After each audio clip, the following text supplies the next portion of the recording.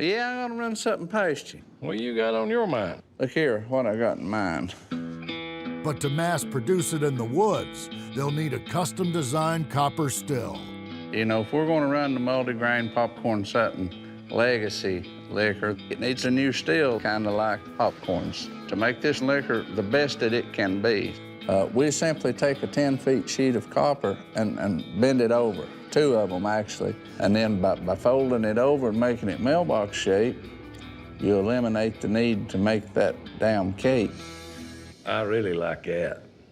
On a traditional pot still, the cape is what sits on the very top of the pot. It's the part that slopes up, coming to the collar that the cap goes down in.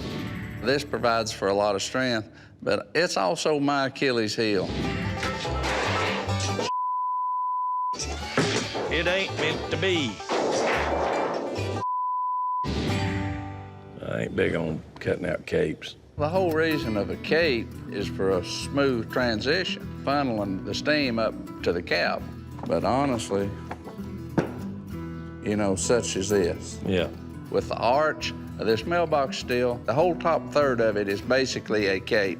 This looks different from popcorn still, but the biggest similarity in them has the same surface area as the cape on popcorn's pot stills. There has to be so much surface area for the vapors to come in contact with the copper to take the sulfides out of it. So if you take the best recipe and what we hope is going to be the very best still, then you can't have anything but the finest liquor that's ever been. And then a cap right on top. A cap right on top, right in the middle. Reckon we need to put a big postal flag on it. Maybe. Ready A big handle here. Make it look like a big-ass mailbox. Camouflage it a little bit. I think it'll make a good-looking still. I smell liquor. You been drinking? No, I've marked this end piece before I soldered the bottom in, so it changed it, so I had to use some liquor to take them Sharpie marks off. You wasted liquor for that.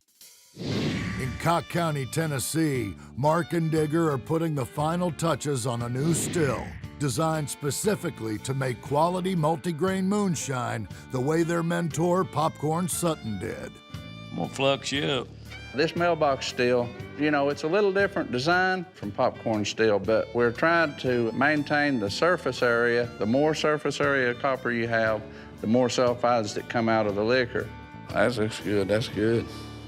Consider yourself fluxed. We feel that it will suffice very well. A little bit more soldering to do on it, get it buttoned up. Really? You got that gangster look going on. I ain't telling you no more. Leave me the hell alone. I'm trying to do some work here. Way more soldering on this one than on a pot still. I mean, 2 cores, 3 seams, a bottom with 4 sides on it, but also with all the flat sides of this steel, the inside pressure pushing out on it, we've tried to brace it up internally and externally as best we can. All right. Well, I ain't never seen one freehand a circle so pretty before. Oh, yeah. You're like a human compass.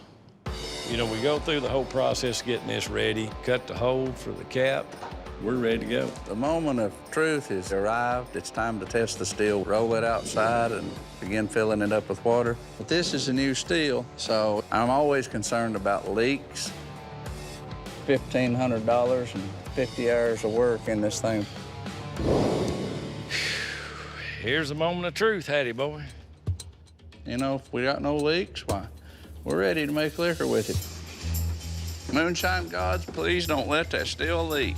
You know, honestly, right now, it makes you nervous, but you gotta test it before you put mash in it. You don't want it to leak then for sure, but up. Speak of a leak. Around the core? Oh, yeah. A bad one down here. We're gonna go ahead and try to fix this one.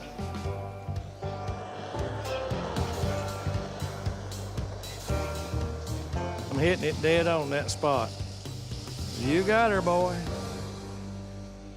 Uh-oh.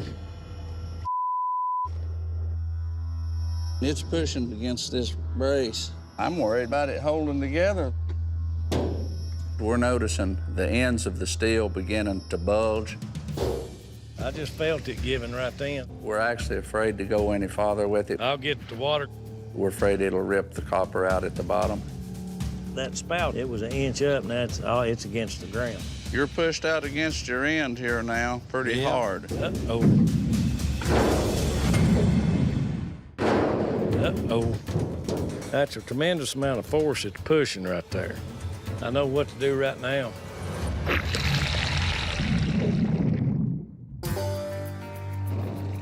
We need to be making liquor. We got to figure out something to do this better. We got to put something that's got a wide footprint to go entirely against the end of that. Maybe 2-inch angle arm.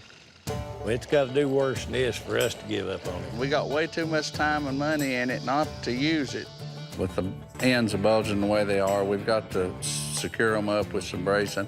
And we've decided to use some angle arm bracing. So we're gonna rig us up a little something. We don't have time to weld it up. So we're just gonna drill holes, bolt clamps on the end of it with angle iron running across the backside. It's strong. You can't bend it. It's got plenty of structural integrity to it. Try to pull this tight. When the pressure increases on the inside, it's gonna find resistance against the angle iron and stop movement right there in its track. Let's not knock no more damn holes in it. Yeah. Get that tarp on it.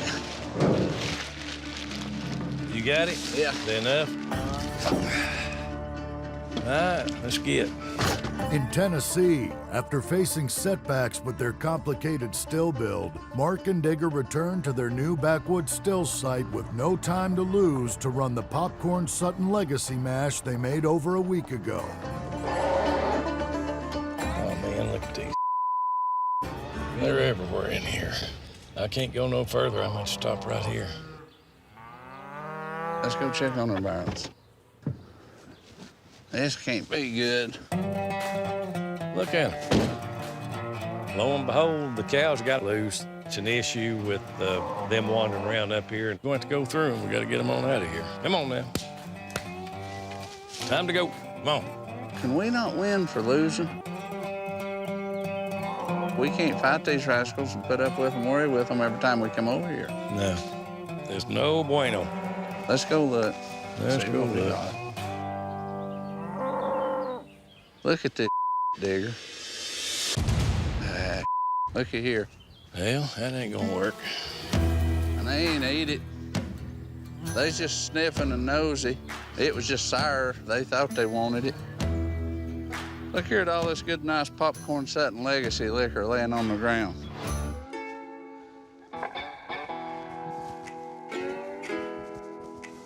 Oh, boy, oh, boy. Today is the big day for me and Jenna. We're gonna tie the knot and make it official and make our family whole. In Sevier County, Tennessee, with friend and moonshine partner Jerry sidelined by a brain injury, Mike prepares to marry his fiancée, Jenna. Yeah, you know, I met Jenna 7 years ago. At a point in time in my life, I didn't even know if I was going or coming. She stood right by my side, no matter what. We've been hip to hip ever since, that's for sure. I don't believe I've ever been so nervous in all the days of my life. One thing that's going through my mind here today is I'm thinking about Jerry. You know, this brain hemorrhage has almost killed my partner. Sometimes we take relationships and friendships and brotherhood for granted, and within a blink of an eye, somebody can be gone and jerked out of your life. I'm hanging in there, getting out there just trying to figure out what's going on. Bleeding on the brain, just trying to figure out why.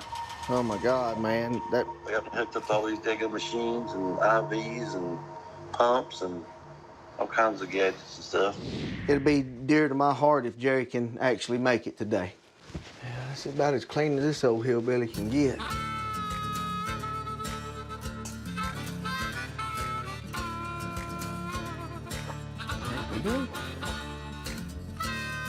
Well, I'm gonna try to call Jerry, see if he can make it over here with us today. I don't know if he's even out of the hospital yet, to be honest with you.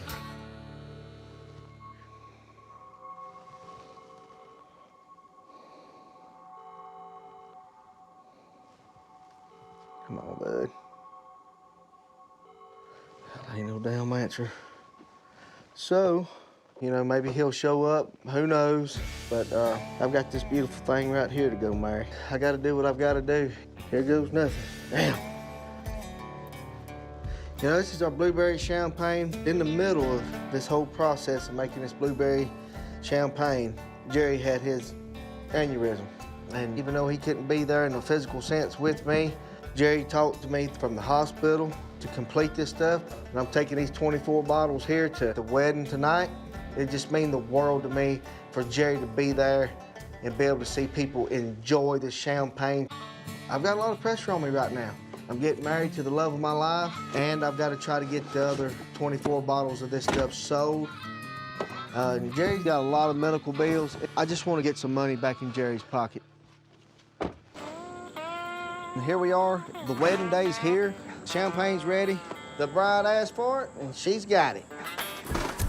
Me and Jenna's been engaged for a long damn time, but today's the big day. We're finally getting married. You know, I've been married a few times before, but this is her first time, and hope her last time.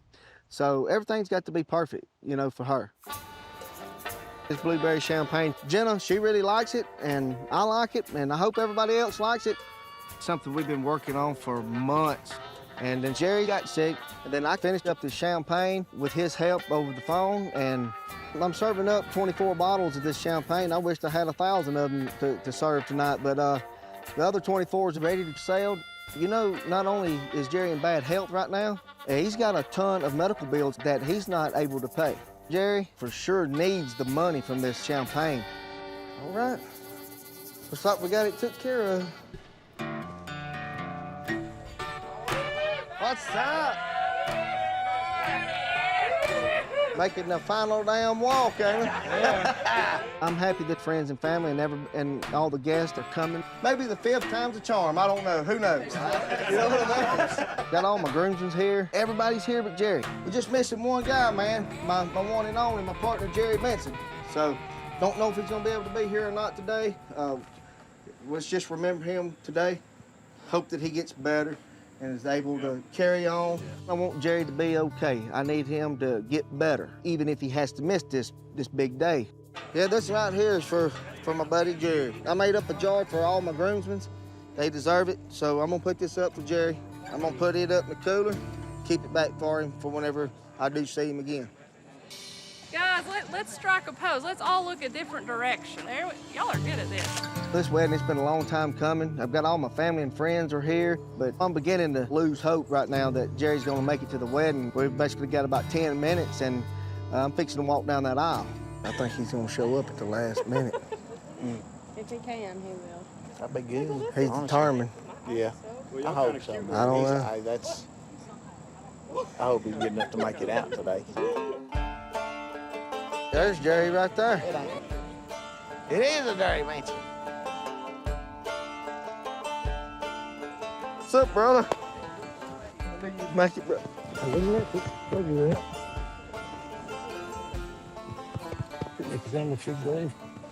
Glad you're here, man. I'm glad I'm able to be here. Yes, sir. Me too. Yep, the party's complete now, brother. No doubt. I'm lost for damn words. I get emotional, you know, when I talk about Jerry and his health and how fast something can happen. I love you, man. Oh, Lord. I'm grateful and I'm thankful that he's here and he's in good enough shape to be here to stand by me. It means everything in the world to me. You nervous? Yeah, I'm really nervous, you know, but I feel a lot better now. Good. You know, I've been nervous for a month now, waiting on this wedding day. But now that we're all here, I'm pretty much getting calmed down. You know, I'm a little bit nervous. I'm fixing to marry the love of my life, and I'm getting kind of antsy. I can't wait to see her in that pretty dress. I went through a whole lot with women folk, but I know for a fact I've got the right one this time. I now pronounce you, man and wife, you may kiss your bride. You know, now we're officially a married couple after 7 years. Hey, ladies and gentlemen, big round of applause, Mr. and Mrs. Mike Cockrell. Marrying my bride that's so beautiful and having everybody here. This is the best day of my life. The first thing I want to do, I want to thank each and everybody for showing up for this very special day. This is our special blueberry champagne. We're going to give a toast, and me and Jenna, we've been together over 7 years, and with these rings, it's forever, evermore.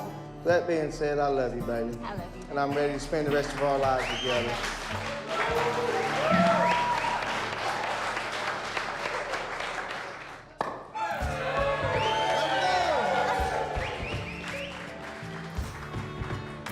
Champagne actually is very, very pretty. It's very purple, but kind of transparent at the same time and got plenty of bubbles in it.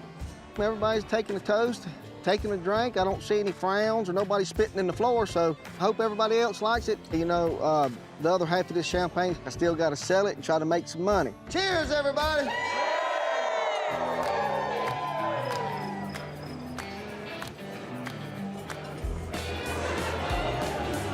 I am as happy as any man can be about how everything went down today. One state south, deep in the North Carolina wilderness, outlaw shiners Mark and Huck reopened their heavily camouflaged still site after 4 months of winter. We just need to see what we need to fix, just clean things up. As a mountain man who keeps his distance from civilization, Mark's perennial challenge is how to make money while reducing the exposure that comes with bootlegging.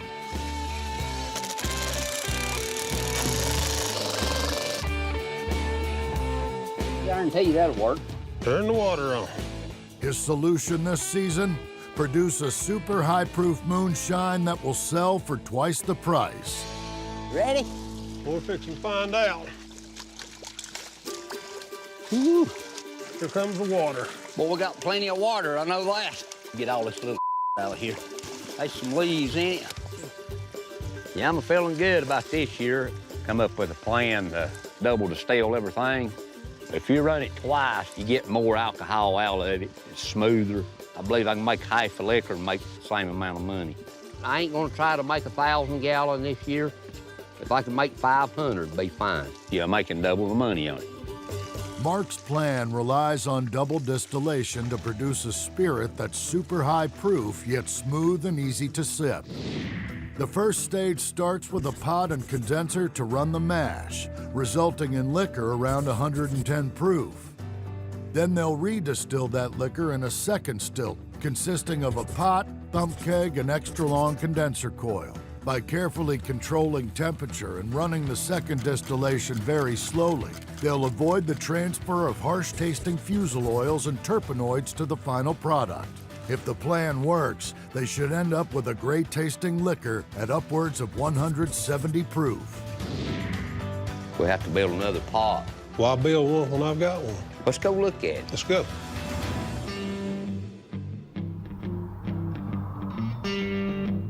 See what you got. Right here it is.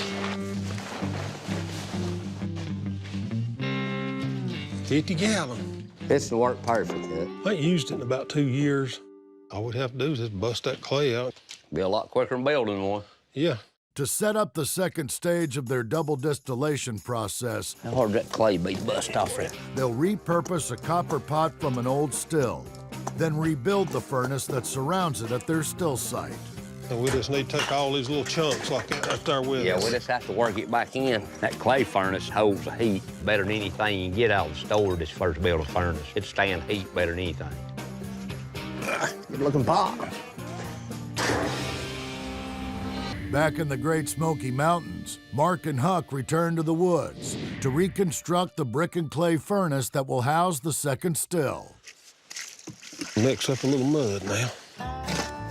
Yeah, this ain't no different than mixing mortar mix, cement, or whatever. Same difference. That's about right there, Mark.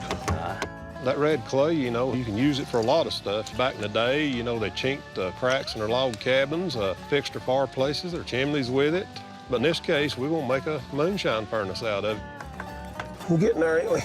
A brick furnace surrounds the pot with indirect convective heat, eliminating any direct contact with a flame that could scorch the mash and give the liquor an unpleasant burnt taste. Well, stuff's drying pretty quick. Keep my hands wet, that way it don't get so tacky.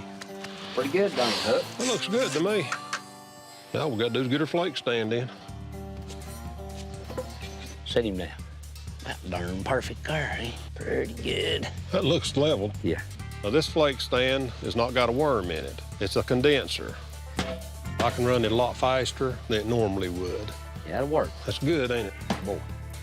We're gonna bring in the flake stand for the second pot with a worm in it. We're gonna run it real slow. This purifies it better, makes it real smooth, and be a lot higher proof. What we need to do now is set our mash in. We'll be in business. Turn the water on. So we're gonna go ahead and mash this in one barrel, and it'll be a working while we're getting our other flake stand built, setting second steel up. Yeah, that's our first batch, Huck. Yep. I'm just gonna mash in this pure old corn, this old Moonshiners recipe. Just corn, malt, and sugar. I like it good as any, and that's the goodest thing to start on. Ready for the malt. First mash in's always a good feeling. You know you're getting started. You got to set a barrel up every day for 7 days. That way we can run every day. That's the first barrel, ain't it? We got her set up. Now then we get all the rest of this stuff set up, we'll be good shape. Yeah, we about got it whooped, ain't we? Yep. Yeah. Yeah. It ain't gonna fit in there. We're gonna have to take this down, I can see right now. Just rip her out of the ground if it'll come up. There we go. Every time you set up a new steel site, you have to dig more, change things around. The more level ground we can make, the better. You can bring the same old pot, same everything back in there winter, you know. You still have to do some shoveling and leveling, and this way the ground settles and everything. Just always work around the steel site. I just have to build a trough now from that into that. But we're gonna have to modify the bottom end of it, so both flake stands. To get water, it'll be a pretty neat little waterfall, I think. I think the water will come in the second flake stand fine, but we ain't got no way to get the water out away from the box. You know, it starts running over, making a mess. We got plenty of buckets. Let's see.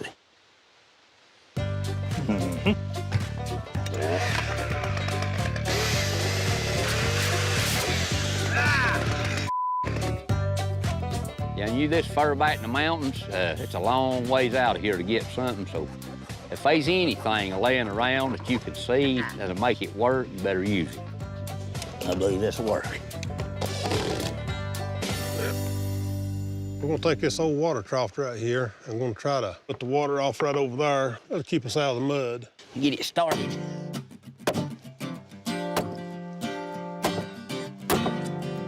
Probably one big root in there, and that's probably where the... Wouldn't doubt it. Get somewhere where I could hit it better.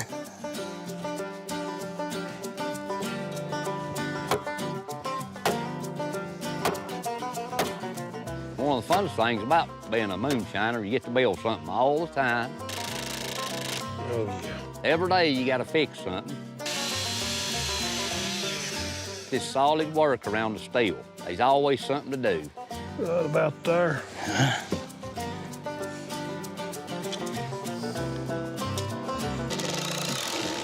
Looky there.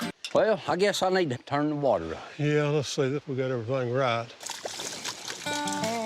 She's a rolling, ain't she, Huck? It's a roll.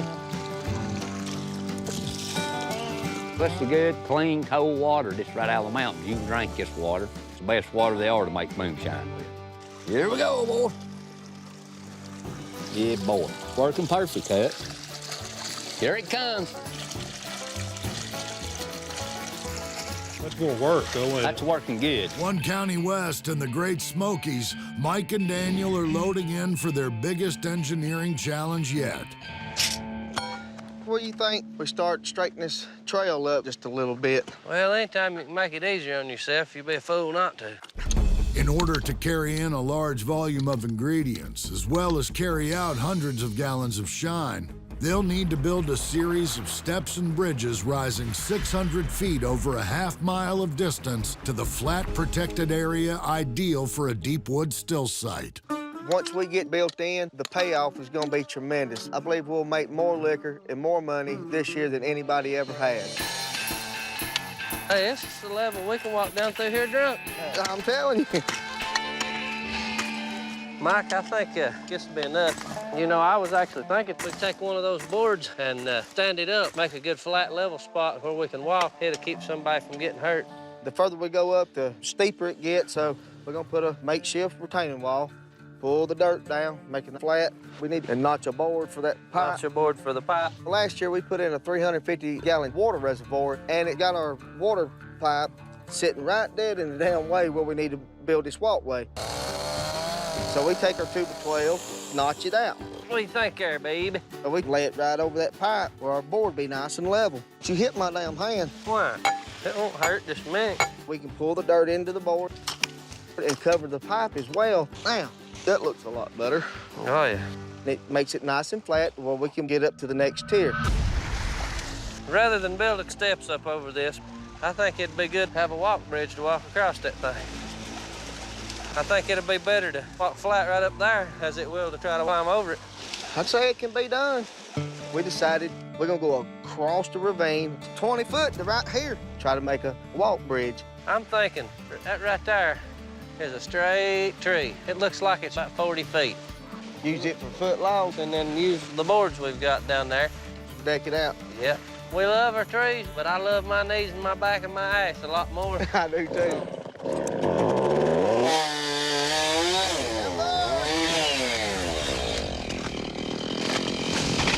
Woohoo! Right where we wanted it to fall, babe. Now that we got our tree down where we want it, we got to delimb it, cut it in our sections, and we got to run it over, get it laid to where we want it to build this bridge. Man, it down, almighty. Whew.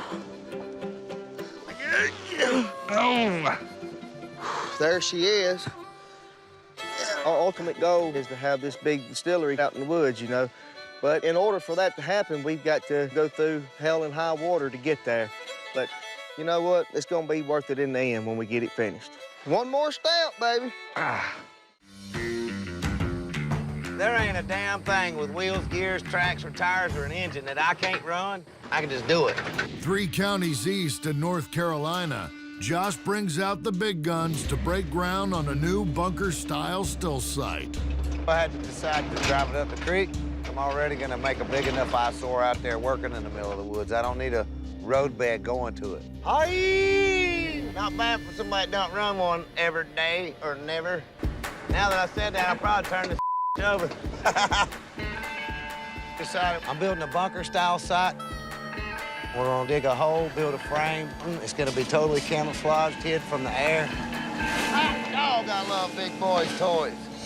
Due to the stable temperatures and concealment offered by a below-ground still site, the vast network of caves and abandoned mining tunnels in the Great Smoky Mountains have long provided a haven for moonshiners dating back to the Civil War. And Josh is following in that tradition with a subterranean still site of his own. I'm no stranger to building an underground still site. Built one, it flooded out and molded, and well, we learned all the things not to do. This year, I'm gonna make my masterpiece. It's gonna be great.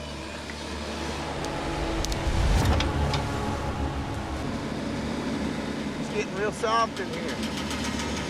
This ain't good. This is what they call sugar dirt. It's just more mica. It's just so much of that. Look at that. That looked like a rock. And the last thing I want to do is to be in there making moonshine and then wham, just collapse on me. I can run a track hoe, but all that jarring around is really bad on me. There's just no way I can keep on doing this right now with my back the way it is. I'm gonna take a little time off, give my back some time to heal. If I don't, I'm gonna be in a wheelchair the rest of my life.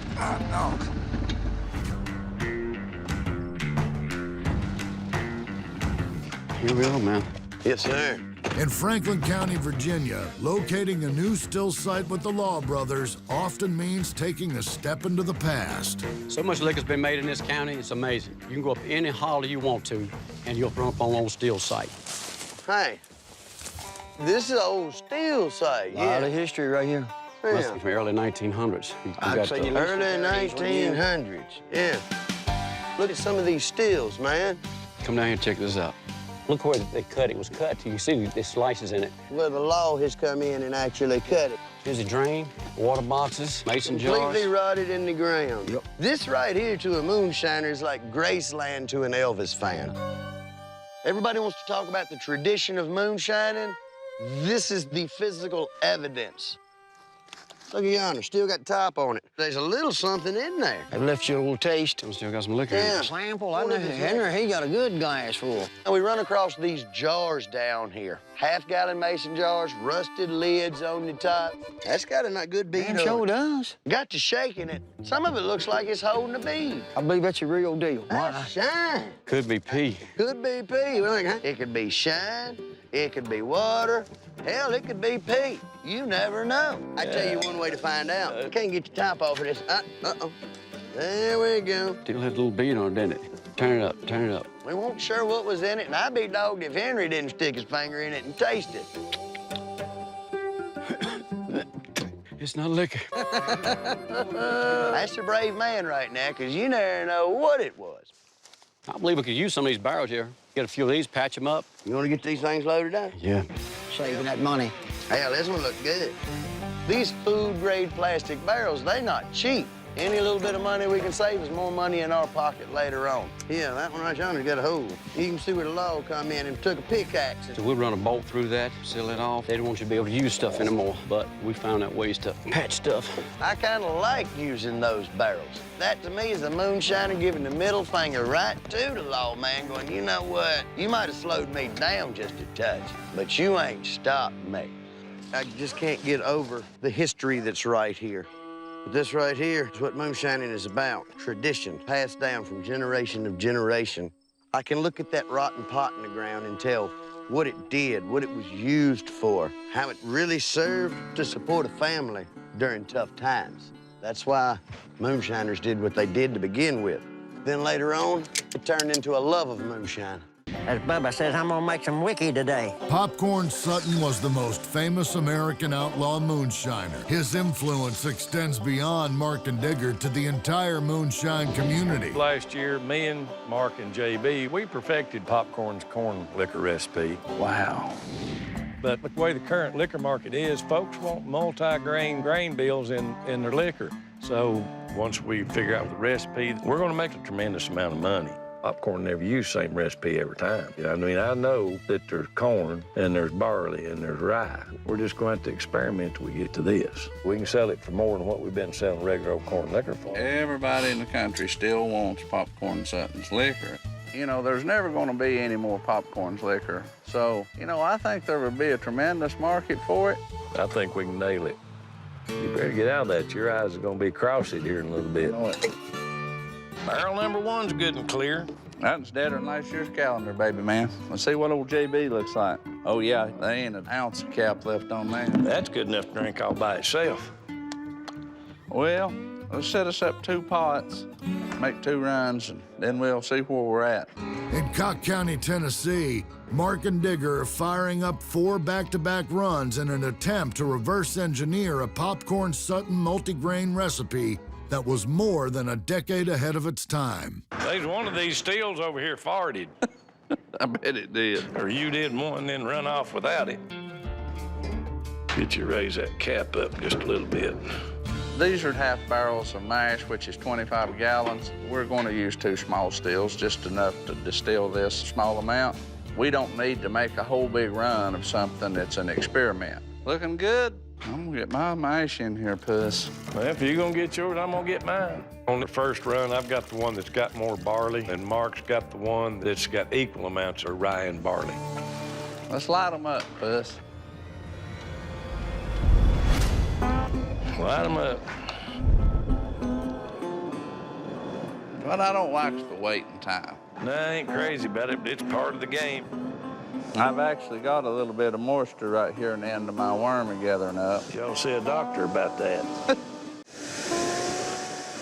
Well, you know, even today, old Popcorn, he's still striping our legs. He's been dead 10 years, and he's still finding something for us to do. We've always heard that there was only 2 people that ever knowed the recipe of Coca-Cola, and they never rode in the same car or anything in case they had a wreck and killed both of them. I don't know if there's any truth to that legend or not, but, you know, Popcorn's dead. Regardless of whatever he did, he didn't write it down, so we've got to determine the best we can what this particular recipe was. I'm gonna get ready here, baby man. Me too, because mine's hotty McHot. I think it won't be long now. Yeah, I got a little liquor over here, Puss. That's what you looking for. Pretty little stream. There we go. Hot dog. I'm just gonna catch them heads. Yeah. The first few ounces to come out of the still contain a colorless and odorless alcohol called methanol, which if consumed can cause illness or death. How about got me a jug full? See how much I can keep from spilling here. I ain't never not spilled none. We spilled enough liquor to make every alcoholic in the world cry. Mark and Digger's first test run yields 2.5 gallons each of the high barley and the balanced barley rye moonshine. Well, we got 1 and we got 3. Now we got to do 2 and JB. Digger is running JB's mash in his second run, and I'm running extended amount of rye grain. Yeah, I believe that rye is going to be a little too powerful, but time will tell. Rye is a very strong grain. I think it's going to just run the barley flavor plumb out of town. I don't care which one of them is right. I prefer it not be JB's. Yeah, that's going to leave us wondering if something happens. Mark and Digger's second run of the day produces 2.5 gallons each of the rye heavy liquor and JB's mystery blend. Hard part's over. It ain't if none of these is right. You know, there's always a chance that none of these match Popcorn's recipe that we found that we're trying to recreate. But we're gonna start sampling them, see what happens, and keep our fingers crossed. Mash 1. Now, this is one with a whole lot of barley.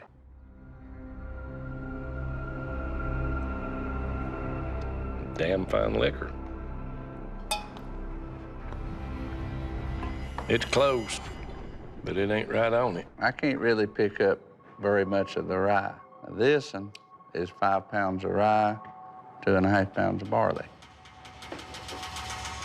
I get leather.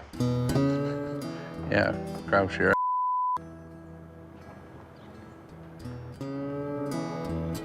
Rye, strong rye. That'd make a good Bloody Mary, though. The way the market's going now, people are going back to grain liquor. This is equal amounts of rye and barley. But it's not just corn, it's blending some other grains with it. That we can deconstruct this liquor and reverse engineer it because of Popcorn's legend status. We're gonna make the money off of it. And that's pretty close. That's really, really good, Puss. Yeah, but there's a little more rye in that one right there.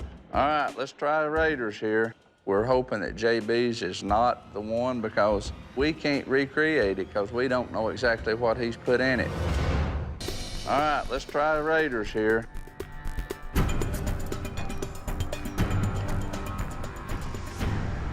Dad, damn. That's like damn young and the restless. It'd bring tears to your eyes. There's no way we can say that this liquor is not good liquor, but it's hot liquor. Let's put onions in it. Maybe. And hot liquor's not what we're looking for right here. Well, we know Raiders out. We know this one's out. Too much rye. So we got 3 and 1. We could blend them and see where we stand there. Okay. The number 1 mash, it's got a lot of barley in it and not enough rye. The number 3 mash, it's got too much rye, not enough barley. So, you know, it only stands to reason we blend these two together, it's closer to what we want. See what you think. I like a meal.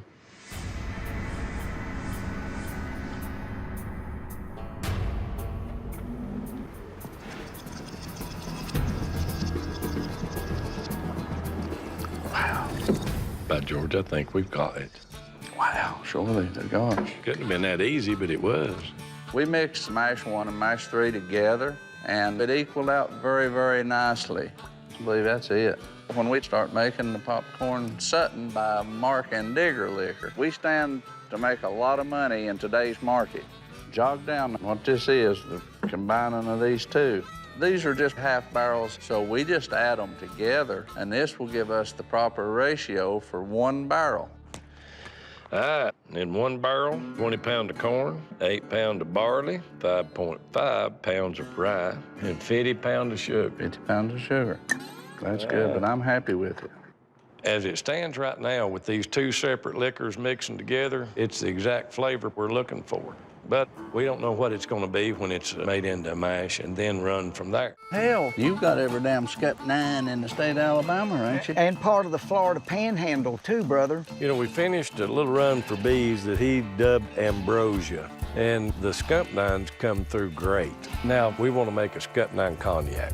There's a ton of sugar in there, ain't there? And these are just right. You scored on these. Cognac is a high-end liquor. There's no reason ours can't be a high-end liquor and command a big price as well. People are working again. They're willing to pay good money for a top quality product. To be a true cognac bees, you have to distill it twice. So if we do a stripping run in Big Sloppy and get the alcohol all out of the mash, then we have to redistill the alcohol in the spirit run. Okay. Then we barrel age it. Cognac is double distilled, number one, to up the proof and concentrate the flavors. We're using Big Sloppy on this run because right now it's the biggest still we've got that's functional in our stable, and she makes fine liquor. I think this will make some killer cognac. Hey, let's call it Killer Cognac. There's probably a few 100 pounds of scup nines here. If we were going to stomp every one of these, we're looking at 2 days' work. We don't have the time to dedicate to that. So I brought my chipper shredder that we use to shred whole corn. Well, if it'll run through a cob of corn, the grape ain't gonna be no problem at all. Man, that is great right there. That is, I told you. Boy, smell how good it smells. yeah. Now that's getting all the damn juice and the gritty. Well, I am so tickled you got this sucker. This pulled our ass out of the fire a couple of times.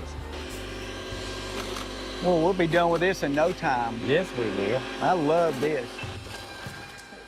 You know, it don't matter how hard it work, you still have to have some fun doing it. And there ain't nothing any more fun than pranking bees any chance that we get. What'd you do to it? This thing just quit. It didn't lock up, it just power went away and it stopped. Generator run out gas? No, it's full. I filled it up before I cranked it. Yeah, we ain't even halfway done yet. You know, in the Moonshiners world, there is something always that goes south on it. And this is something that bees hadn't been around enough yet to learn. I don't see anything in there.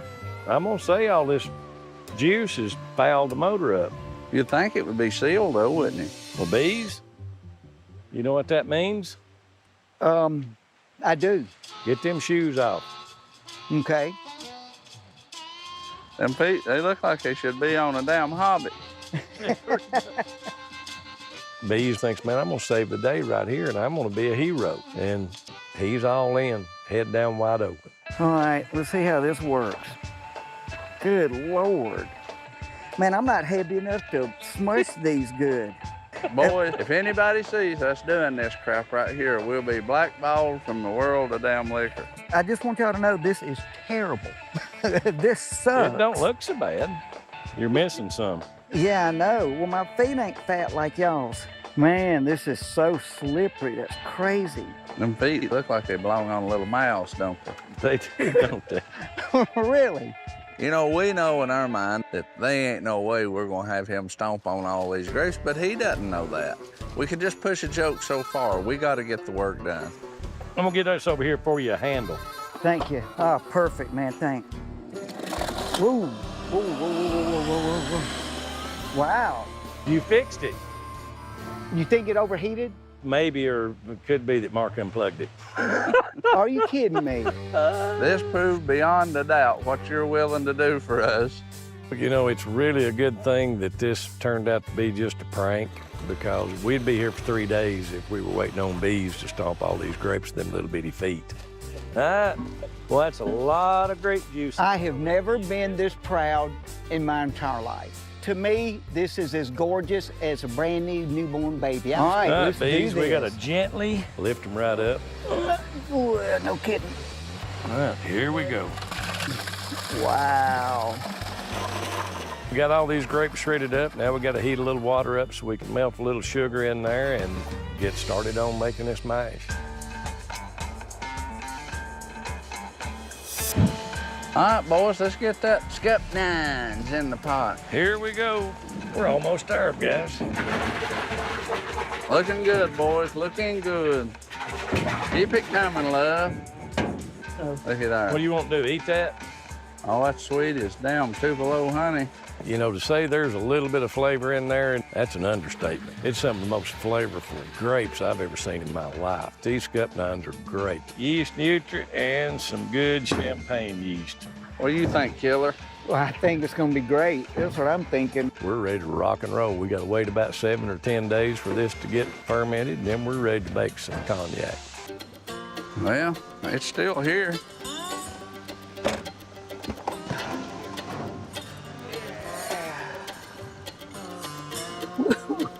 Oh, Man, there's alcohol in it, and it's still got plenty of grape flavor.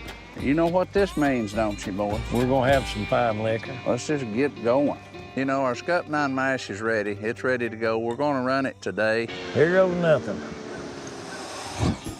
We have 2 stills here. We're gonna do the stripping run to take the alcohol from the mash on Big Sloppy. Then we'll go straight to the small still with that spirit and do the spirit run, which is the second distillation.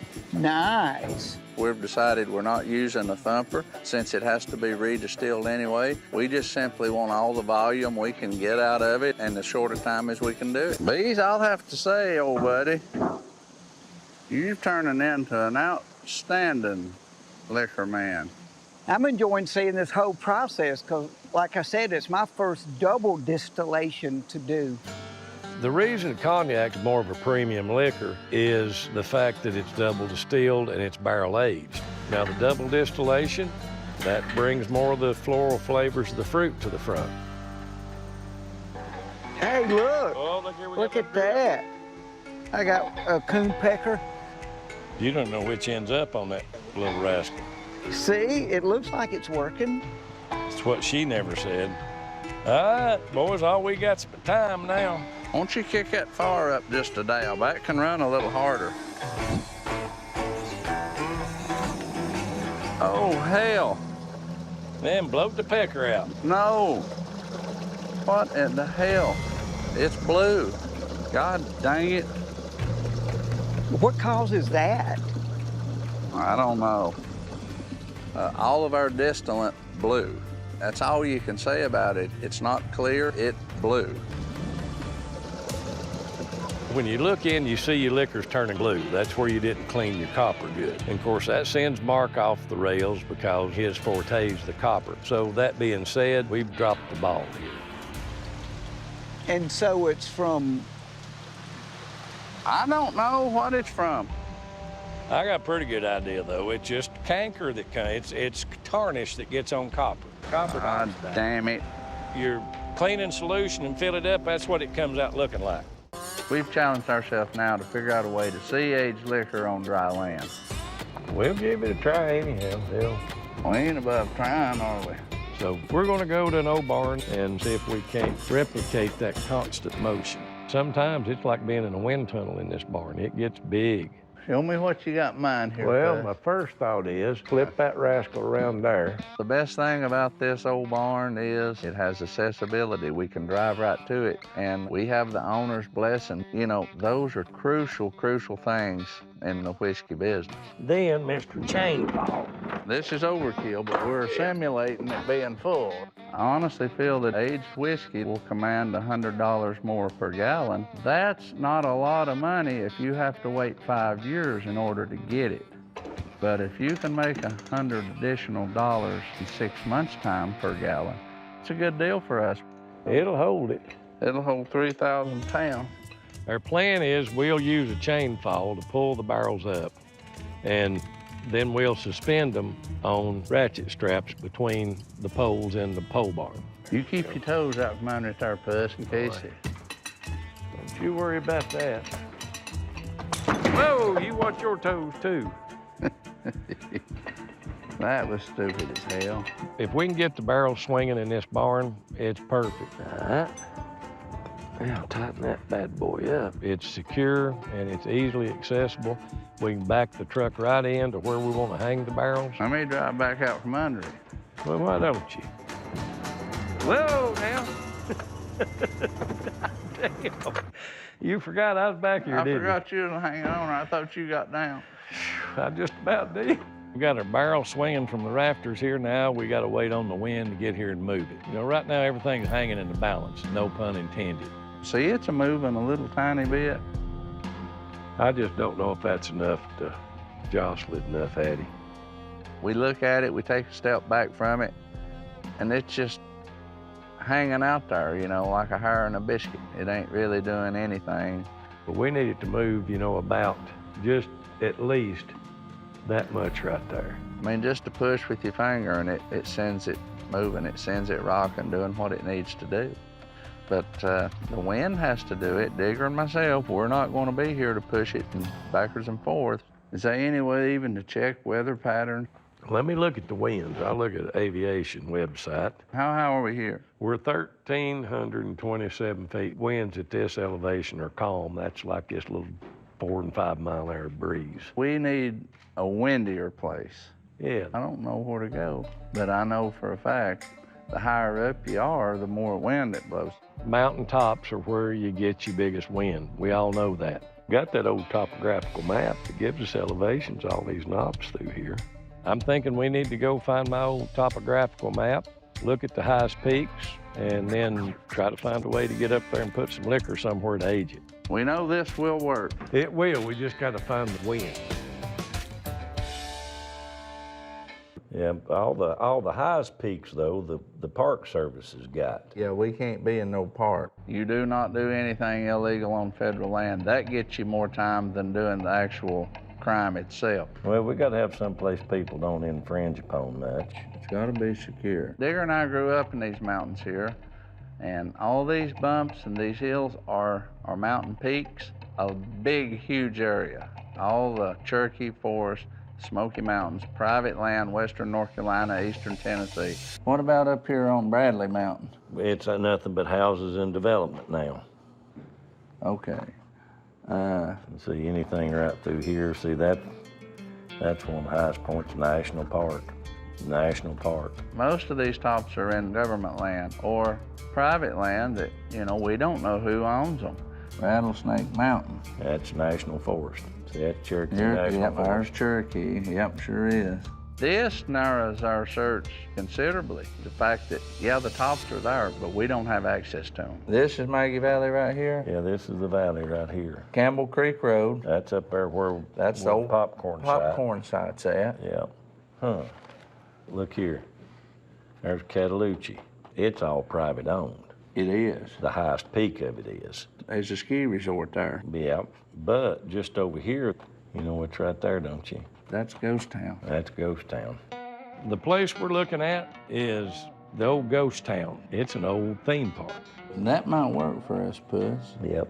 It was a shoot-'em-up town. There was old West shootouts on every corner, every 2 hours. It was a place every kid wanted to go when he was our age back years ago. And it's abandoned, Digger, ain't it? And it's got gates on the road. It's private owned. It is private owned. I've got a lot of fond memories from Ghost Town. When I was a kid.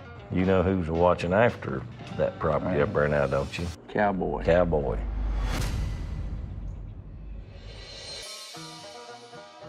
How out of place is a wooden barrel going to look in the place called Ghost Town? Ghost Town is an abandoned theme park from the early 60s. And, what makes Ghost Town so ideal for us is it's behind a locked gate. It has a road leading directly to it. It's not accessible to the public, and it's on a mountaintop. So for what we need it for, it's the perfect solution to our problem. I ain't seen old Cowboy since Popcorn was still alive. Cowboy got his nickname because he was a gunfighter at Ghost Town. He was one of the first employees there. He's always been the caretaker. Every time it's changed hands, they've always entrusted Cowboy with keys and with the property. But if anybody knows about Ghost Town, it's Cowboy. He always told me he's the first man blazed the trail in there. He's an icon. What do you need me for? Well, we think you're the only one that may be able to help us. Well, if I can, I will. I know you will. We want to get in up there on top of the mountain at the old Ghost Town. What do you want up there for, on that old place? Well, you knowed we was with it, me and Popcorn and Mark, all of us. You know what we was into. I know what you're into. I know. Well, it don't hurt us any by the fact that Cowboy was friends with Popcorn Sutton. We'll tell him what we have in mind. We don't want to keep any secrets from him. We got some barrels we want to take up there and let them age. Yeah. The weather changes up there drastic, and we're wanting to age our liquor up there. And you know as well as anybody, when that weather changes, that barometric pressure drops, that liquor goes in now that wood. That makes it work. And we're going to try to set it somewhere where it'd wobble around like it was on the ocean. And the wind blows up here, yeah. And we need that weather changing drastic every day or so. It's good. What's the weather like up there? Does it change quick? Oh Lord, it can be hot today and cold tomorrow, and the wind will be blowing. That's what you need, the wind blowing, ain't it? These are the things that we wanted to hear. This is what we're looking for. We know that it'd be safe up there because, you know, nobody can get to it. Really? And the thing that we want more than anything, we want you to be the only one that knows that they're there. I won't nobody know none of our business. I know. Well, we trust you with everything we got. Do you care to let us in up there? And I'll let you in and let you out. They won't nobody know nothing. I know where to turn the cameras off and turn them on. Well, we appreciate that. Listen, before you get on my ass, listen, Jerry's in the hospital right now, okay? Sorry we're late, but he's in the hospital, throwing up, sweating, weak in his arms and legs. Can't use his left arm hardly or anything, and they're now transporting him to Asheville, over to the big hospital. He's got bleeding on his brain. Takes him a little while to answer a question. So something's definitely going wrong with the mind, with the brain. I don't know all the details yet, but Jerry's in pretty rough shape right now, and we're both in rough shape. Yeah, I guess I can go on here and check on this champagne myself while we wait to hear some news on what's gonna go on with Jerry. I always try to hope for the best. I just hope that he gets better, but he's got bleeding on the brain, and his blood pressure is at a stage that he should be dead at this point. But at this point, Jerry's with some very smart doctors, so I've got to just carry on. My wedding's coming up. I've only got a few more days left, you know, and the pressure's on, but I can't help but be thinking about Jerry.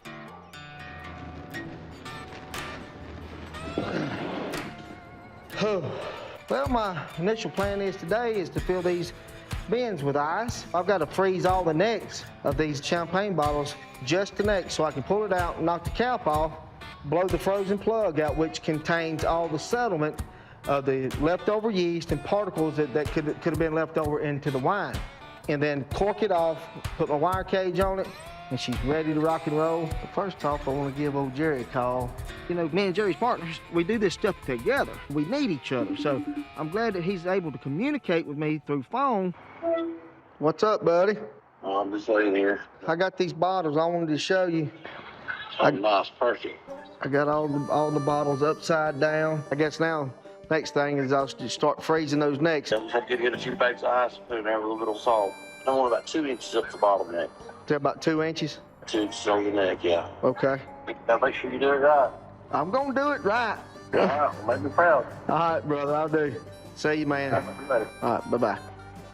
Jerry's so hell-bent on me finishing it, I want it to be as perfect as I could ever possibly make it now. I'm at the last process of this champagne. I've got to freeze all the necks of these champagne bottles. When we freeze that neck, we can knock that top off, shoot that plug of ice out, which is going to contain all the sediment in it, then turn around and recork it. It should be good to go. I can do it by myself, but you know, it's always best if you have your partner here with you. He wants me to carry forward, I'm carrying forward. Lay the salt to it. The salt, you start the process of melting the ice, but it'll be colder than the freezing temperature of 32. As soon as you put the necks of your champagne bottles in the icy, salty water, it's gonna immediately start to freeze the neck of that bottle. I'm gonna get my boards. Gotta lift this up so I can get my ice bin under here. I tell you what, I wish Jerry was here right now to help me do this. Yeah, I gotta be careful not to shake these things up too much. Gotta bring the bottles up so I can slide the daggum ice bin under them. Now I need to take a board out at a time, I guess. And then I gotta bring them right back down. But you only want your neck sticking down in the ice, because that's all you want to freeze, because that's where all your settlement's at, is in that neck. All I gotta do is wait for these things to freeze. Jerry, I know he'd love to be there, but he can't be, and he's depending on me to do it. So you gotta figure it out for yourself, you know, sometimes. Uh-oh, here we go. Let me sip that up a little bit out of there. It's froze too much.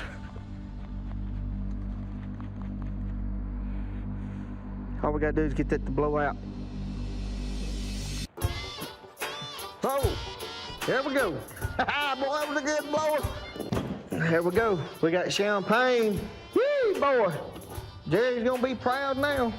It contains a lot of pressure and fizz already. You know, when I blow that ice plug out of there, you immediately got to put your thumb over it and cap it off, because you don't want to lose all your carbonation in here, or there again to just be a flat wine again. We don't want that. I want you to save most of all your carbonation, you're doing good.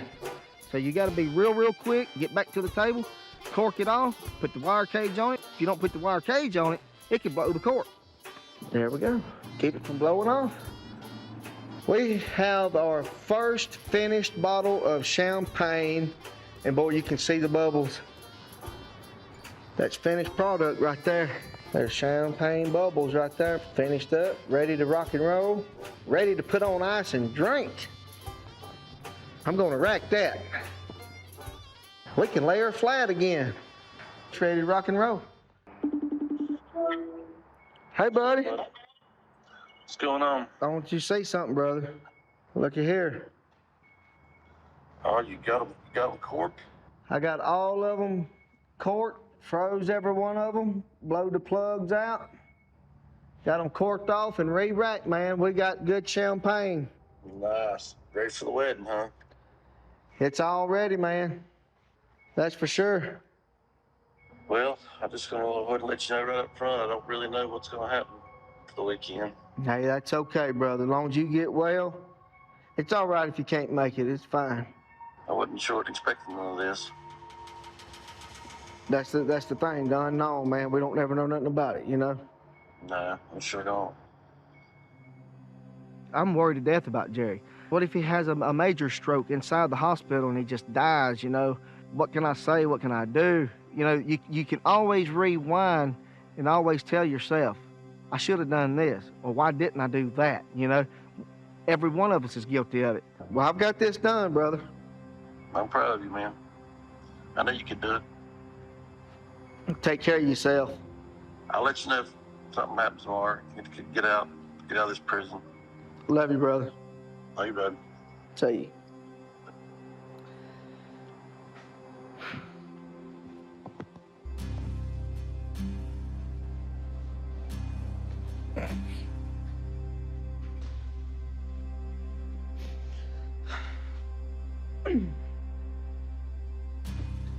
Oh, man. I don't even know if he's gonna ever be able to work with me again. We got her done, though. Damn. I hate getting emotional, man. I can't stand it. I just figured he'd been good enough to be at the wedding, you know? I guess that's a bunch of dudes for you. We think we're better than we are. And then life hits, brings you down. I just hope he gets better. That's all I can hope for, that he gets better, and I'll do everything I can to help him. You ready to get cutting on some logs now? Yeah. I think we'll start right here, just making us a path up the hill. One county west, Mike and Jerry are fighting an uphill battle building an access route to their still site. There's basically one way to get to our still site, and that's to the right of the creek, straight up the mountain. And we've got old fallen dead logs. We've got to cut a pretty clean path to start building our staircases. That joker's solid. They still green in that, man. What are you thinking? We can nail our stringers into that halfway up through here. There's 2 major down anchor points. We'll tie to it. All right.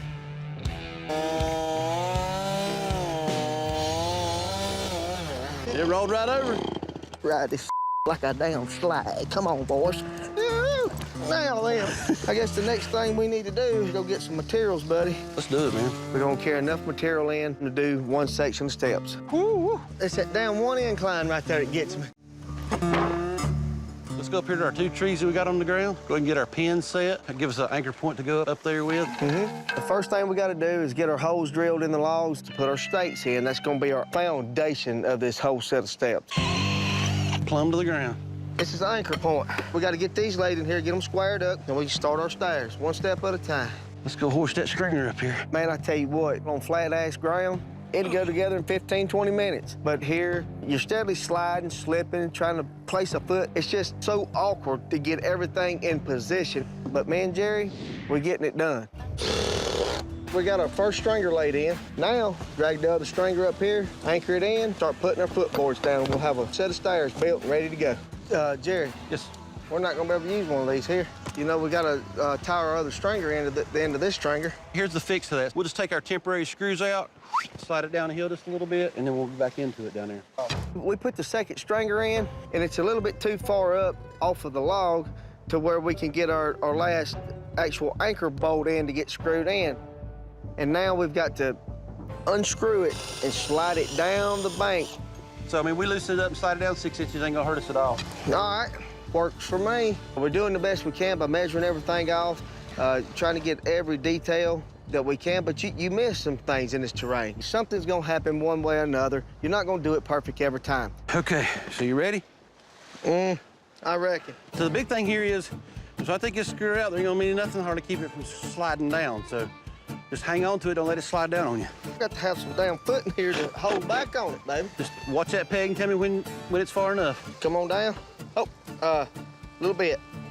Right there. That'll help it, right there. We should be good there. Here. You got it? Go ahead and level it. All right.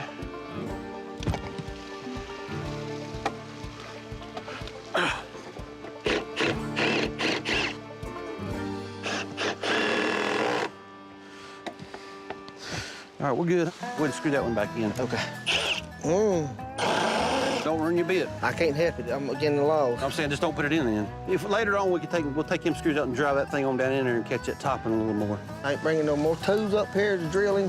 We're gonna fix it while it's standing here. Don't get sassy. Not getting ugly with you. I want to get her done. I wasn't getting frustrated at Jerry at all. I was getting frustrated at the task, at the job. I just want to get this done already. I want this to be set. If you screw that bit up, we're gonna have to walk back out here and get another. That's good for right now. It's good to work with Jerry because he don't get frustrated. Me, I just want to get it done. I can't get to the third hole because of the log. You know, Mike's trying to fight. He wants to get 3 screws in the one side, and in some sense, it's kind of comical. He's fighting over with it. I mean, it's a screw, you know? That third hole, man. I'm fixing to get stupid in a minute, I'm telling you. When you get frustrated and you're fighting something so hard and you think you're winning, you're actually fighting a losing down battle. Ain't gonna happen. Ain't gonna be able to put 2 in it. I'm just trying to overkill it in the long run. We'll be just damn fine. We're making progress now. We're trying to get all these steps in. We get our steps in, we can do a little more brace work, and this section's done. We're good, we're level. Sturdy, ain't they? Well, that sucker don't move, does it? Hell no. What's this last step? It's a Well, that's gonna soon change.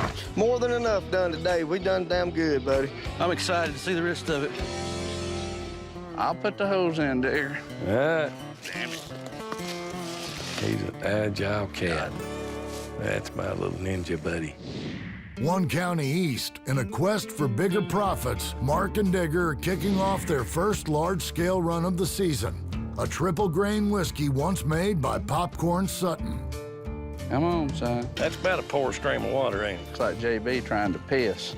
We've had a lot of success in perfecting this mash recipe for Popcorn Sutton's legacy liquor. I'm gonna get this stuff in here so we can get to cooking. To recreate one of Popcorn's best batches of liquor, Mark and Digger ran 4 experimental mashes and successfully reverse-engineered the recipe. By George, I think we've got it. There we go. Oh, yeah. This will be our first mash in at the farm. It's a new location, and we're real excited about it. I think this is going to be an outstanding seller for us. We got to get busy weighing. What about some sugars? There's 25 pounds. You know, 1 barrel of mash always calls for 50 pounds of sugar. 25 pounds in each one of these buckets we brought. People like anything they can get that's associated with Popcorn Sutton. Most people know that we were very close to him, so I think they will be eager to buy this liquor recipe that's actually his, but Digger and I produce it. Have you done measured that cornmeal out? No, we got to measure it out for each barrel. 20 pounds. Yep. How's it feel to be coordinated there, Grape? Meal? 20. 10 and 10, how we're gonna do this, I guess. We measured the grain on a small scale to get as close to the taste as we could, so the flavor profile's good. We don't want to vary from that any at all. Normally, we're not exact, but with this recipe, we don't want to mess up. So we're being exact with our measurements. Damn, I tell you, now that's right on the damn money. The grain bill that goes into this mash is 20 pounds of corn. Splashed up on me and scalded myself. 5.5 pounds of malted rye. And then there's 8 pounds of good rolled barley. 8 pounds. Now we go back to putting it in there by hand. Popcorn would have a hissy fit. If he seen you doing that right there, he'd probably disown us, Bus. Oh, there ain't no doubt if Popcorn had any more fight left in him, he's kicking all the dirt off his grave right now, just the fact we're using a set of scales. We've got to measure and weigh this grain diligently.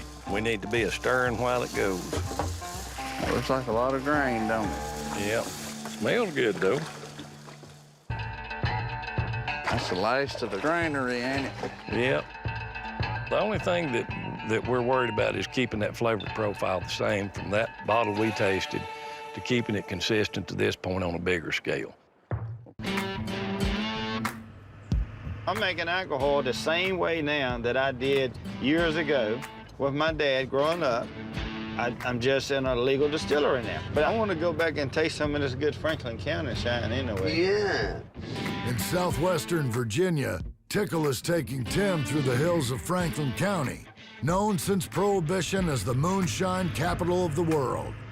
You know, since you've been legal, just about everybody that I tell about your legal moonshine to, they said, yeah, but it ain't the same as in the woods, is it? I know. They always say that. Yeah, that's the first thing everybody always says. You know, Tim, he's legal now. He's got a big operation going on, and it's easy to lose touch with your roots when you get that busy. Good to go back and touch bases with where you started from. Well, this part of the world here is where it all come from. Yeah.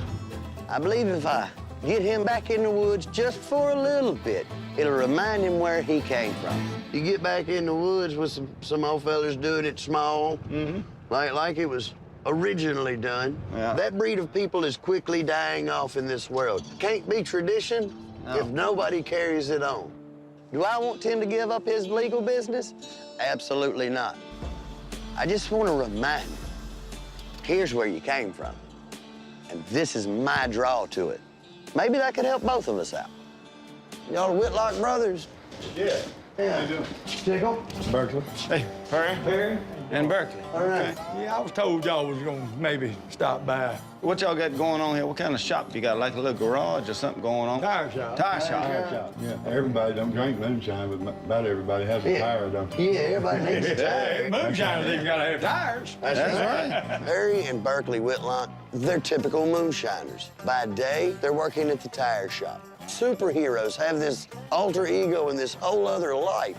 Moonshiners are the same way.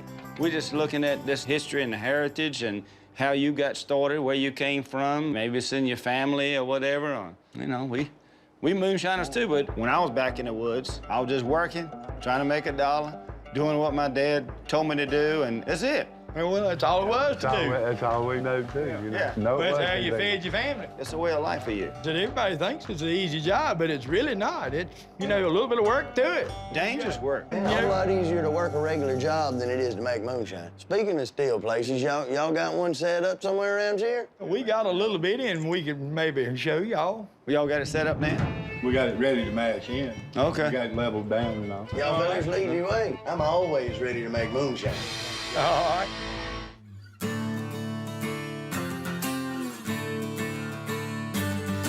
All right, let's go, Tick. I see some movement down there. Yeah, they already down here. Hey, fellas, how's that mash looking? Oh, she's ready. She's ready to roll, huh?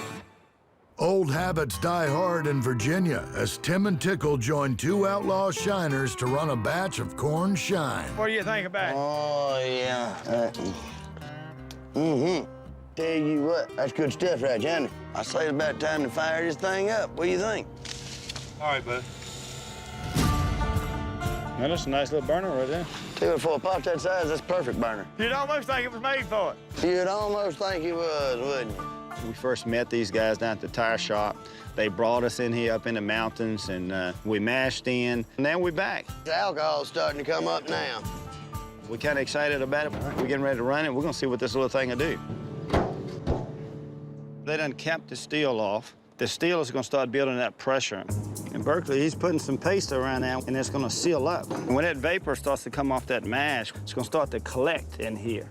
And once it collects, It's gonna come down the arm, down to the doubler, all the way down to the bottom. And then it distills again. That's why they call it a doubler.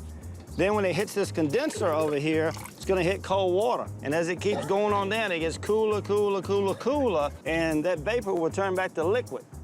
And that liquid is gonna be moonshine. These are our roots. The old ways, they're good ways. This is why I want to be in the woods. Yeah, she getting hot in there. Ooh, yeah. Oh, yeah. She's coming on out of there. Would y'all want to teach y'all's kids about this to, you know, pass it on to the next generation? It's a tough decision, man. Well, yeah. You want them to know, but then you don't want them to do it. Right. Yeah, I think that's it. I'd hate to see one of my kids going to jail. Turned 25 in jail. One of my school teachers told me I'd be in jail before I turned 25. I thought about her, you know. Well, that's why I went legal to show my son how to do it, because I didn't want him to go to jail. I want him to know about the real deal and pass it on. Commercial today, they're not really talking about the roots of where all this came from.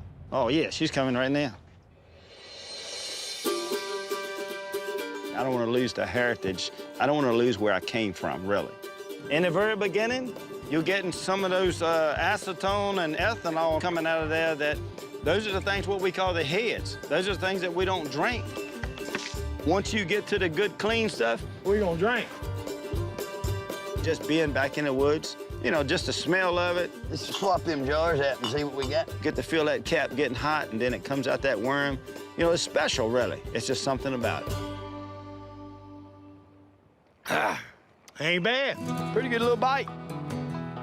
It's nice to just go back and connect to the good old guys back in the woods, making a living like I did and where I come from. You might be a little warm, but... I'd put heat in you. Yeah. I think if we don't preserve this some kind of way, after so many more years and a few generations, we're gonna forget all about our history and our background, our heritage of moonshining. You know, if we just let this thing die, they could be the last of Mohegan here. That'll warm you up. I tell you what, that's some good moonshine you done run here today. Every bit of it. It's still cool. Hey, what are you doing? Spilling liquor? But look at them beads, man. That stuff's still about 120 proof. It's good. Yeah. I know it's good. Yeah. Ain't much like that. All right, you want to see if it'll burn? Yeah, let's try it. One way to find out. Yeah, I believe it's proofed up good enough. Yes. Guess what? You're going to make some more. I tell you what, fellas, I really do appreciate y'all letting us come out, run and shine with y'all, and bring some light to some of the last moonshiners left on the face of this earth. You're doing your part to keep your daddy's legacy, your grandfather's legacy, and everybody before's legacy alive. You know, it is history. Ain't nothing like talking shop with some good old boys that know exactly where you're coming from. I've enjoyed talking with y'all. Definitely. Means a whole lot.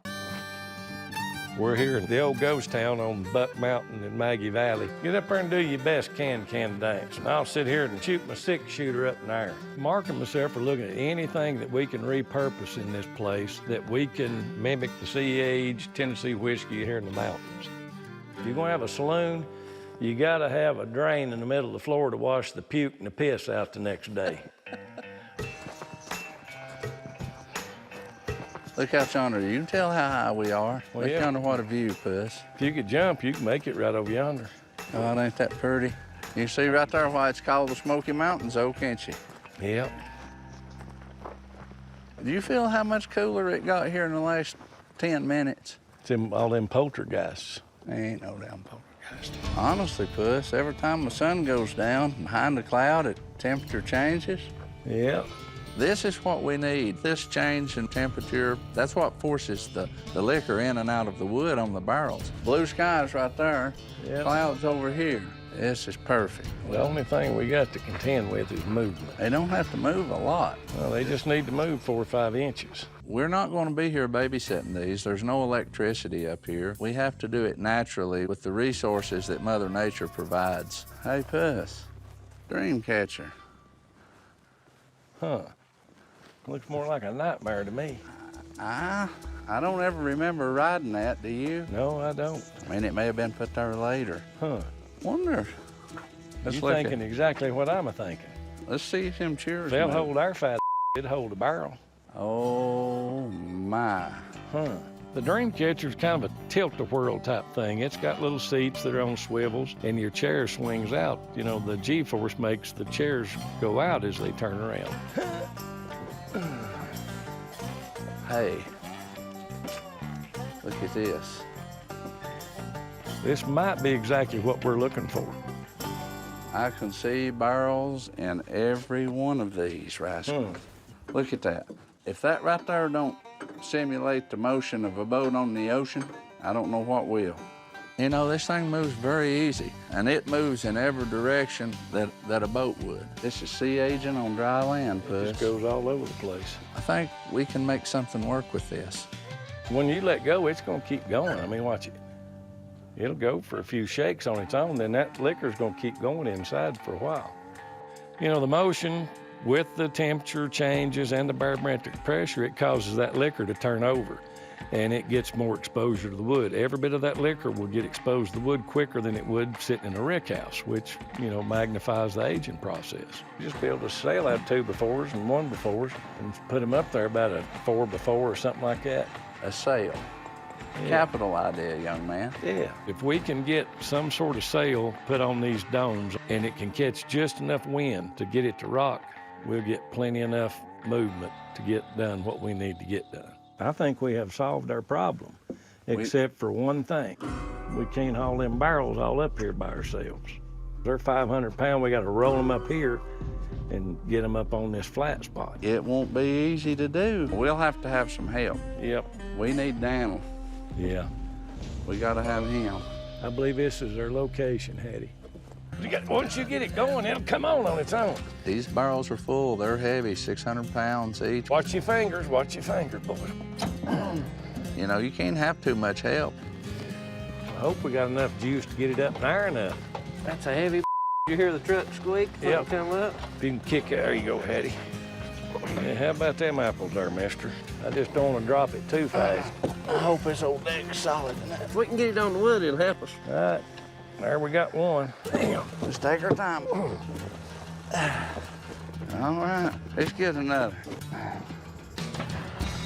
We've got 10 barrels with us. That's what Tennessee whiskey we've got barreled up. It's too much like work, boys. And if we can get them in some of these seats and get them moving, we're gonna be in business. So we got it. Deal right there now. Hard on fat boys, ain't it? Yeah. We gotta get that damn cherry picker up here. Yeah, Mew. Oh, Mew. There you go. 30, 40 more minutes, we'll have this thing jacked up high enough to get her on there. Oh, it's just a little tedious, but sure work. Hold it right there, Puss. Hold it right there. Look yonder. You know, we gotta secure them. We don't want to come back up here and them fell through the deck, laying on the ground, busted open, and all our liquor running down Buck Mountain. Oh, we're good. That right there is the motion of the ocean, boys. It is. If it just moves around like this here during some wind, that's plenty. It sure is. You know, when you look at these things, it kind of looks like a baby sitting in a cradle. And that's kind of what it is. It's in its infant stages. Now we got to bring it to maturity. That's the end of it, boys, till we bring us some more up here. Now we're gonna start building sails. Well, Mark has come up with a design. We're gonna build kind of a square and tack a tarp to it. Then we're gonna screw that to the ride itself. Hell yes, I got me a raise, boys. Hell, this one's done. We need to move to the next. Move on.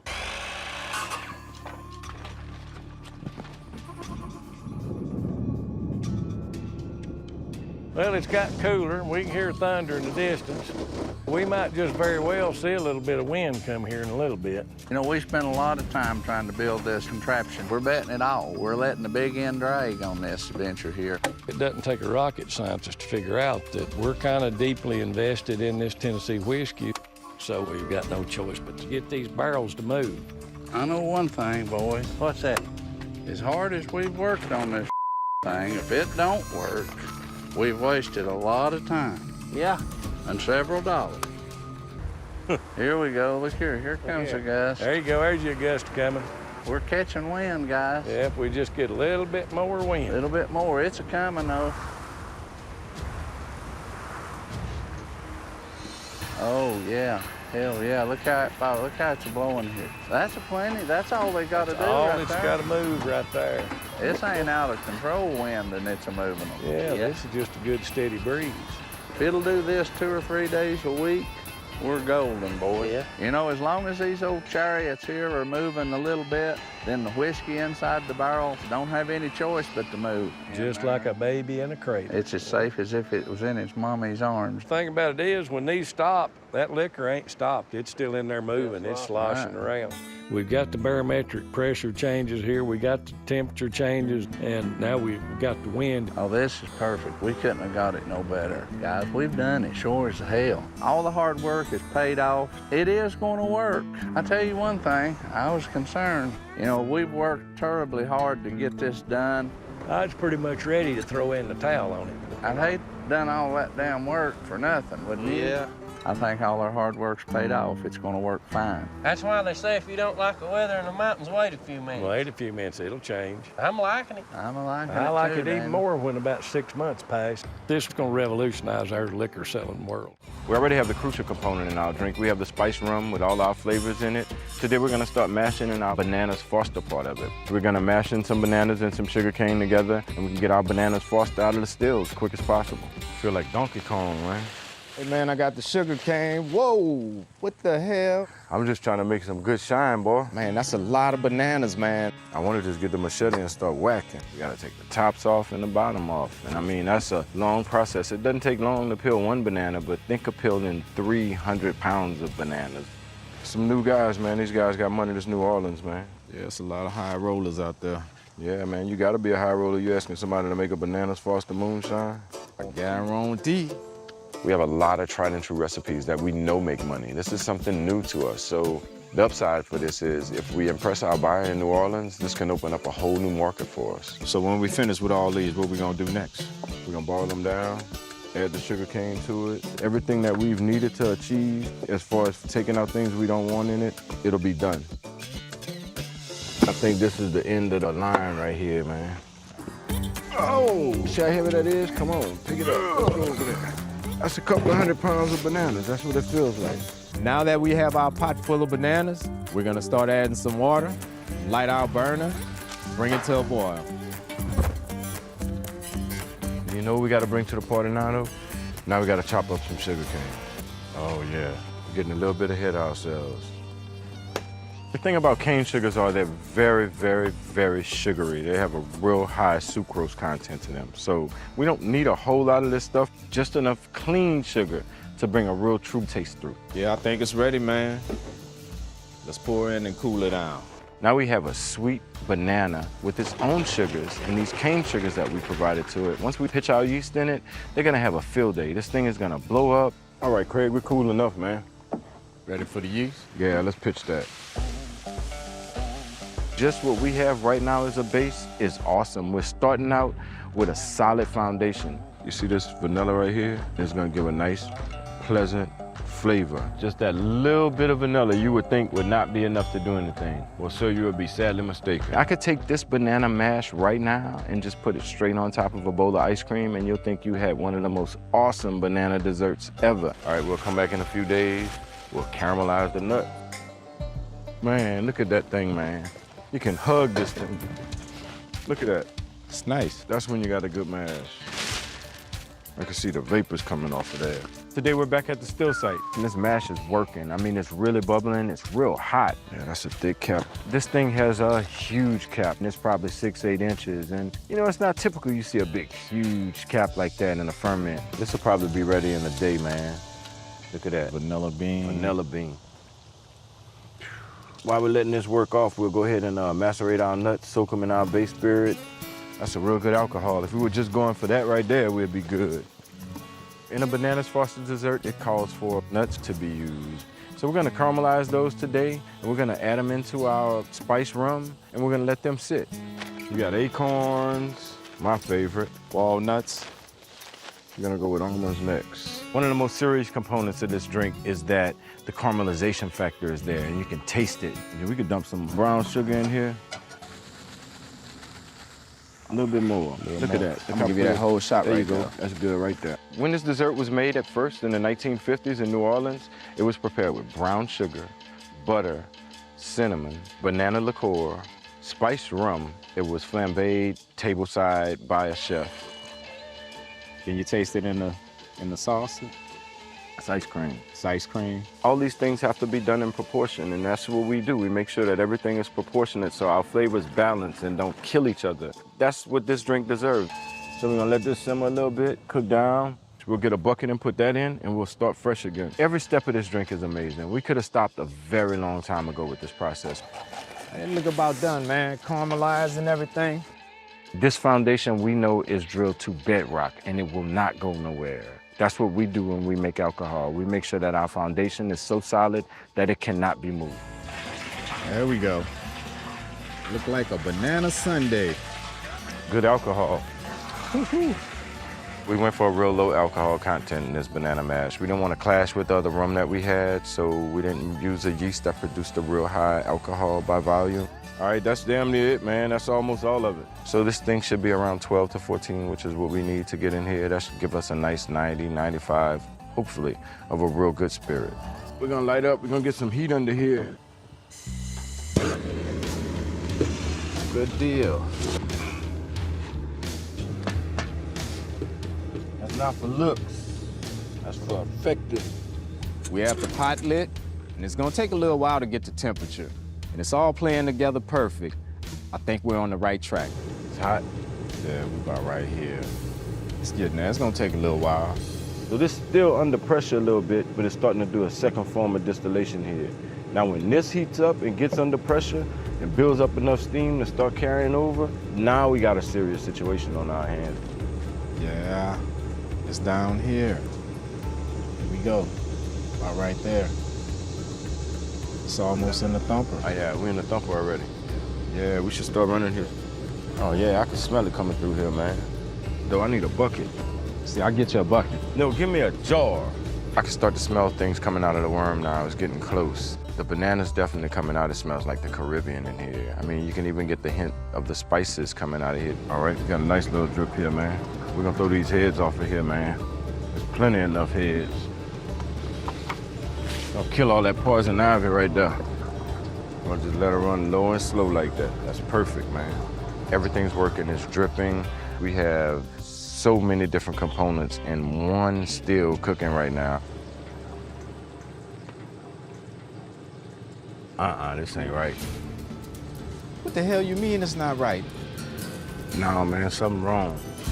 Cut that burn off. We're sipping on the drink and we're trying to figure out what we're missing. We can see that we have the creaminess. We realize we don't have the vanilla flavor with this creaminess. This is the good stuff. Madagascar, vanilla beans. I didn't put enough into it, so we're gonna do this as quick as possible, try to hurry up and get this into the thumper, and that should change it. That should give us what we need as far as a vanilla taste. I want all of it in here. Now that we charge the thumper, we have to nail this. There's no going back. We have to get this right. Oh yeah, she's spitting again. Oh, we running? Thought the last time was the moment of truth, but this is a real moment of truth.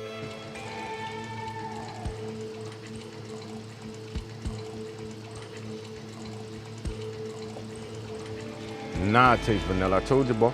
That's it? Mm-hmm. That's it. It's good, too. It's what we've been waiting for. That's what we wanted. That's a relief. I mean, vanilla is definitely here now. Now this is a true Bananas Foster. Now we got a Bayou Buffet going on. Now we got a true Louisiana delicacy we just did. That's the one. That's the one. You taste that vanilla now? I taste it. And it's not even too strong.